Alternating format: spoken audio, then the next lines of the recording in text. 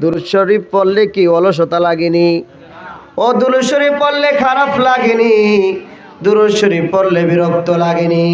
কোরআন তেলাওয়াত করলে বিরক্ত আসেনি?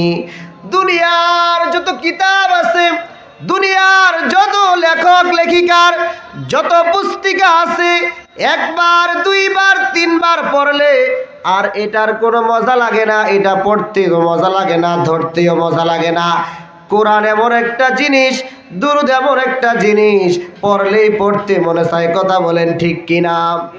এই জন্য শায়ের বলেন, যতই দুরূদ পড়ি গো নবীজি, মনের তৃষ্ণা মিটে না। কবে কোন দিন যাব মোরা ওই যে সোনার মদিনায়। আল্লাহুম্মা সাল্লি আলা সাইয়্যিদিনা মাওলানা মুহাম্মদ ওয়া আলা আলিহি